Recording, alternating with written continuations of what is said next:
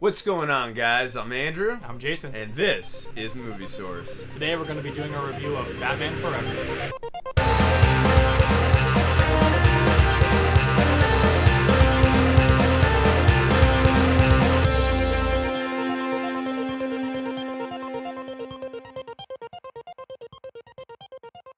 I remember initially loving this movie upon release, but I was also 7 years old. I wasn't really a critic I don't call myself a critic now, but now I review films, obviously. But watching it as a kid many, many times, as I just said, I love this film. Now as an adult, I don't like it as much, but it's still a rather entertaining film. There's definitely a lot of good moments in the film, but there's a lot of wasted opportunity here. This film really could have been so much better. There's a lot of great ideas in here that are not very well executed and not a very good script that really fails this film. Well, it seems to me like they were going almost for pure entertainment rather than actually trying to make a good film, a good movie. There's, like you said, there's a lot of good ideas. You know, the acting is pretty good, just the script sends it down the drain a little bit. Yeah, just a little bit. A lot of things don't really even make sense, but I can kind of look past this. For me personally, of like the 4 Batman movies before the Dark Knight series, like probably my favorite one. Not the best. I think Batman 89 is the best, but this one to me is just my favorite just because I actually like most of the characters, even though they have bad lines. Just Jim Carrey to me is so funny, even though he's over the top. Right. Val Kilmer plays a pretty good Batman, even though he has no good lines to say. Like he's going to get drive-through. Yeah. even Chris O'Donnell is fine. He's pretty cheesy, but for sure. No, we'll get into all it's the characters. It's an entertaining movie. No, definitely. And we're gonna get into all the characters in a sec, but we have to mention that this film is really quick too. Before I even get into the director, I'd say the biggest rap for this film is it's the film that people say this is the beginning of the end because it started the whole campy tone, which led to Batman and Robin. And it's also being directed by the same director who did Batman and Robin. This film is directed by Joel Schumacher. Now, Joel Schumacher has done some actually good films. He did The Lost Boys in 1987. He did Phone Booth in 2002. He had definitely a little difficult of a task. He had a bunch of parents who were angry about Batman Returns, and the studio told him to go a little more campy in tone. From everything I've read and understood about Joel Schumacher, the Batman film he always wanted to make was Batman Year One, which we saw in Batman Begins, of course. But you can tell that, this is more of a neon looking world and it's very campy. Also, I had, we'll mention in the dislikes later, we talked about it earlier, I had really paying attention this time. There's so many Dutch shots in this film that made where the camera's tilted. Yeah, where I'm going like this. Had he done the Dutch shots maybe a couple times in the movie? Yeah, they could be effective use every once in a while or for specific when you things. Use it over and over, it just and now my neck is really sore because I'm watching the movie like my neck has snapped off. Val Kilmer, he's not my favorite Batman and Bruce Wayne, but I'm just mentioning his performance in this film.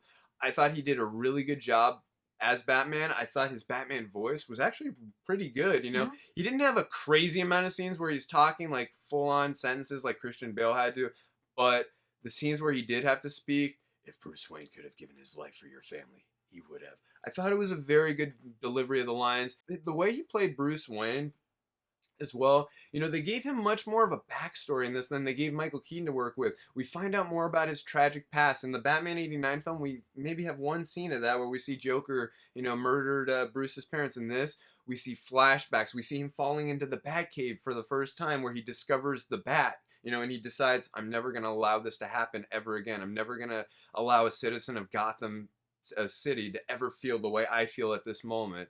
So, and he decided that he's going to use the bat as the symbol that he's going to strike fear in the enemies. So I love how they gave him more of a backstory in this. We know more about Bruce Wayne because in the other films, there's hardly any Bruce Wayne. Not very much. And what is there is not the greatest either. And when we say the other films, we're talking about Batman 89, Batman Returns. We're not talking about the Christopher Nolan films. Not yet. Mm-hmm. Fun little fact, Bob Kane, the creator of Batman, he actually passed away.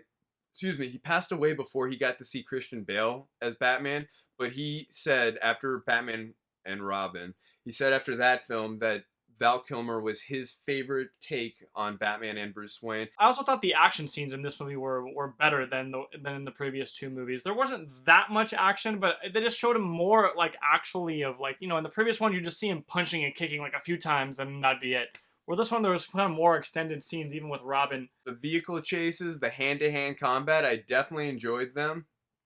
I do I'm want not trying to say they were great, but they Yeah. were better, I thought, than the previous Yeah, no, two. and I agree with you. The hand-to-hand combat I thought was pretty cool. It didn't, the camera work was pretty interesting on that. We got to see more of Batman's point of view, and the hand-to-hand was pretty easy to follow. So I thought they did a good job on the action. Tommy Lee Jones was perfect as Two-Face in this movie for the first 30 seconds of his dialogue. And he had a scene where he's taunting a security guard. He's talking about, like heroes being born and like politicians lying and all this stuff. Like, I'm like, this is interesting. I'm like, literally, I was like this. Yes, this is Two-Face. And then he starts smiling and laughing maniacally like the Joker. I'm like, no, this is not It Two-Face. seems like Tommy Lee was taking a little too much from the Joker. He was just so laughing and giddy and happy. I'm like, your face is burned off. What are you so happy about? Yeah, and again, it's not his fault. The script was awful. The direction was not very good because clearly this director has no idea, or anyone who's working on this film has no idea who Two-Face is. You just mentioned a perfect fact. He's smiling and laughing. His face is burned off. What are you laughing about? Also, on top of that, there's a scene in this movie that really ticks me off. He is Harvey Dent in the comics, which you learned about. He's done right in The Dark Knight. That's the real take on Two-Face, in my opinion. But if you watch that film and you read the comics, Two-Face is he believes in 50-50 now. Fair luck. Fair luck. Yeah, when that coin flips, that is what the decision is. In one scene where his henchmen are getting beat up by Bruce and Dr. Chase Meridian, he's flipping the coin to decide if he's going to shoot Bruce or not. And he keeps flipping the coin.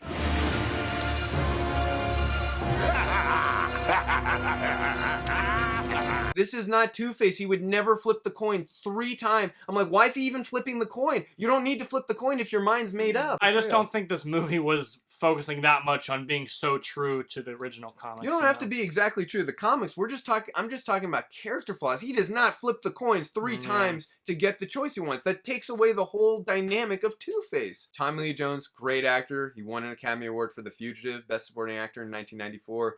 He's incredible, as we just said. Not in this movie. Bad script, bad direction, not the right role for him, unfortunately. We gotta mention, obviously, Jim Carrey as the Riddler. Now, when he got this role, this is obviously at a time where he was exploding. He was at his peak. Yeah, he was just he just done Dumb and Dumber. He just done Ace Ventura, Pet Detective. He just done Ace Ventura, When Nature Calls. I mean, he was, as you said, he's at his peak right now. He's really hot commodity as an actor. And I still love him in this film. He's very entertaining. He's great. To me, he steals the whole show. I know he's very, very over the top, which a lot of people I'm sure don't like very much, but I just laugh every time I watch this movie. No, for sure. Again, with the tone of this movie, even though they were clearly not sure what tone they were going for, they kept going back and forth. It was campy and serious, so which was a major issue for me. But again, for this campier world that they were going for, I totally bought Jim Carrey's take on it. But in my personal opinion, I feel like now if Jim Carrey would have played the role, he's a much more mature actor. He's still very funny as heck. He's still hysterical, even to this day.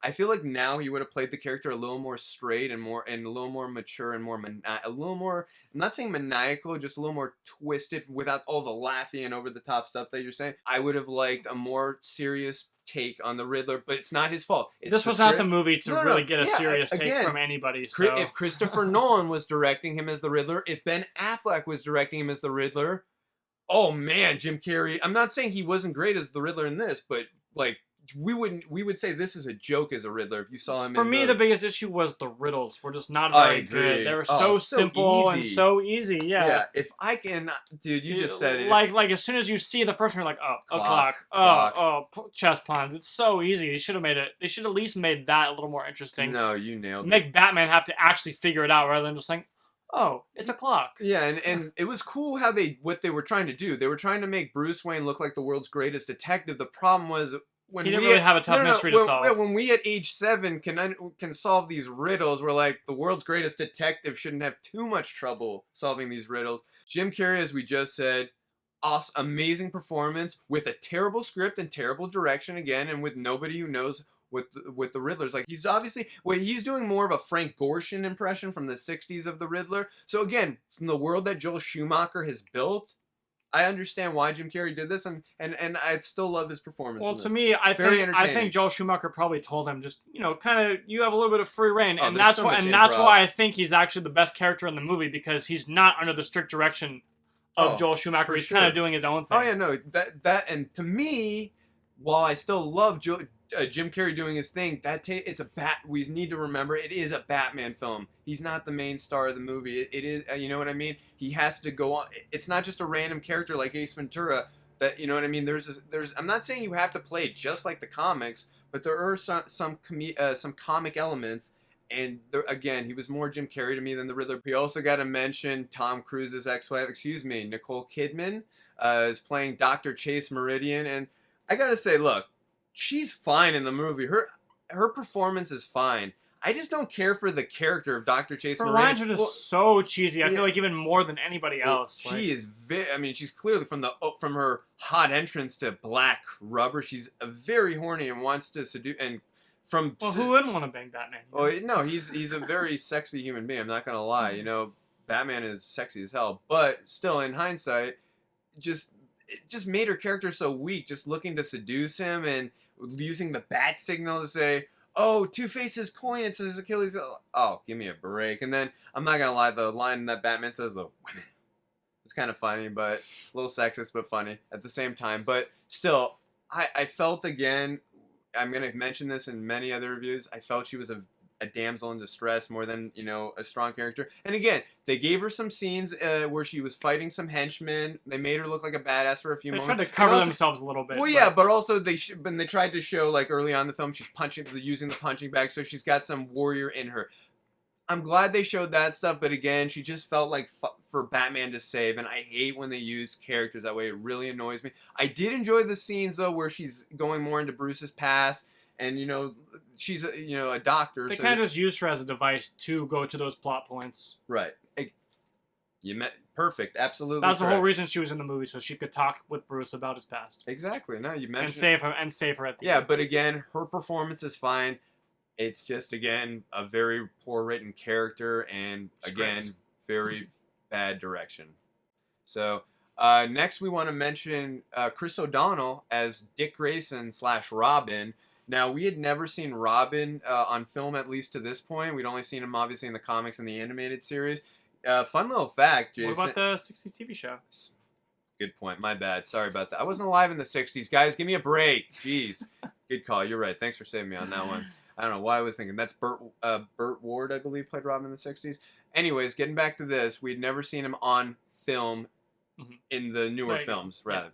Yeah. Okay, so what I was going to say, Jason, a fun fact, the two actors who were up for Robin were Chris O'Donnell and an actor who you might have heard of. His name was Leonardo DiCaprio. Oh, and the third actor up for Robin, maybe you've heard of him also. He was in a Batman movie called Christian Bale. I don't know. I think he played Batman. I'm glad he didn't get that role. Oh no, I think Christian Bale is very happy he didn't get Robin either. I think he's very happy with the way things worked out, and I think we all are too. Chris O'Donnell, his take again, he actually did a pretty good job. Yeah, for this neon world we're living in, this campy world we're living in, he was in this take. I gotta say too, I love how they go into the origins of Dick Grayson, how they show his parents dying. I really didn't like, though, how they chose to go the Tim Burton, Sam Hamm, Batman '89 way of changing around the comic books, of changing around the killer in the anime. I don't know who it was in the comics. I know in the animated series it was Tony Zuko who killed Dick Grayson's parents. In this movie, they made Harvey Dent, Two-Face, kill his parents. They did the same thing in Batman, where Joker, not Joe Chill, like in the comics and in Batman Begins, killed Bruce's parents. They did it so to make it a revenge story, and it just annoyed me. And again, look, they made it. I liked how basically they made his parents die for a reason, like they were trying to help him. They were trying to save him, but I just thought that they were so useless. Like they're all on the beam, trying to get the bomb, but then he just goes to the top and gets it anyway. They didn't have to. I agree with you that the plan was a little flawed, but again, you're But I did like how they didn't just die randomly. They died actually trying to save people. I like how they made him feel guilty that he couldn't save them because he was busy doing the throwing the bomb. But then he felt Bruce Wayne was a little guilty too because Bruce didn't give him up. But we saw in a scene in the movie, or in that scene in the circus, Bruce did try to give him up, but the noise of the crowd was just too much for Harvey Dent to listen to. But again, I like Chris O'Donnell's take on it. Obviously, his take in the next movie I don't want to mention is freaking awful, but everyone's which awful we in will that movie. mention in for very soon. Yeah, we're gonna do that review. Unfortunately, I don't want to ever watch that movie again, but we are gonna watch that and do that review soon. So stay tuned for that. Michael Goff is Alfred. I said it in Batman '89. I said it in Batman Returns. I'm going to say it in Batman and Robin. Michael Goff is my favorite Alfred. He's phenomenal. He's just the one constant in these 4 movies, and he's just perfect every time. No, absolutely. From the scenes of him encouraging Dick, to become the Robin, or broken wings mend in time. One day Robin will fly again. Just those scenes of him even the scenes where he's being a father figure, of course, to Bruce Wayne. Like, you feel that impact. Like, he loves Bruce so much. Michael Goff he's Alfred. Just so soft-spoken. He's the standard. I said this in the last 2, and I'm gonna say this again in the next one. The people working on these movies do not know how to use Commissioner Gordon in any way. He's so useless. Yeah, it doesn't really make sense. Do these guys read the comics? Again, Commissioner Gordon's one of the most important characters in the Batman I think comics. the answer to that question has always been no. Pat Hingle is fine. He's a great actor. His performance is fine. He's only given 3 or 4 minutes of screen time, so there's not much for him to do. Just very annoying the way they dealt with the character in these 4 films. So, also, we got to mention, I thought it was a really cool Easter egg, and also how we finally got to see for the first time on film Arkham Asylum. Now, Arkham Asylum, for those of you who don't know, it's the place where Batman takes all the psychotic inmates of villains that he fights. I thought it was just really cool just seeing the Arkham Asylum logo and just seeing the inside of the prison cell where Riddler is at the end. And also, too, they called the doctor at the end there, Dr. Jason Meridian. She says, "Thank you, Dr. Burton." As you guys remember, Tim Burton directed Batman and Batman Returns, but he only produced this film. Closing thoughts on this movie. Look, as I said earlier at the beginning of this review, I still enjoy. It's still entertaining, but it's not This movie is not Batman to me. This is not Two-Face. This is not Riddler. As we've said like 40 different times. It's very poorly directed. Not very poorly, but it's not very well directed. The script is awful. The story doesn't really make much sense. The climax is not that great. And some of the gags in the movie and the effects just look so fake. Overall, I still found the film entertaining, but there's just a lot of poor elements in this film. I'm going to give it a 7.0 out of 10. And it pains me even to give it that 7.0. That's a very generous 7.0 to me. May I add? And I gotta say, look, I'm a huge Batman fan, but I'm not gonna just blind my eyes for this movie, Yeah, that's actually a pretty generous score, I thought. I love this. I can't say I love this movie. This movie has a lot of nostalgia for me. It's a very entertaining movie. It's not well done at all, but some of the characters are at least a little bit entertaining, mostly Jim Carrey. I'm going to have to give it a 6.5. What I think this movie suffers from a little bit is that Batman Returns was just so dark, but not in a good way, and so kind of creepy, where with this film, they kind of overcompensated, trying to make it way too more like comic and just sort of... I'm so happy you mentioned that. You know what I mean? I'm so happy They overcompensated big time. Besides the script and the direction and everything else, the character flaws, the biggest issue, and I mentioned this earlier, the tones in this movie. It's campy. It's serious. Make up your minds. At least transition well between them. It's like one here and one here and one here and over here. I can't stand movies that keep juggling. I'm like, is it supposed to be campy? Is it supposed to be serious? I can't tell. So that was a major flaw in the film for sure, and clearly that cost the next film big time with the campy tone. So, which I can't wait to review Batman and Robin for you guys. I'm sure you will. I'm sure you will. Looking so forward to rewatching that film. Alright guys, well that's going to do it for this video. Please let us know what you thought about this movie in the comments section, and if you want to see more videos like this one, you can hit the subscribe button. See you guys next time.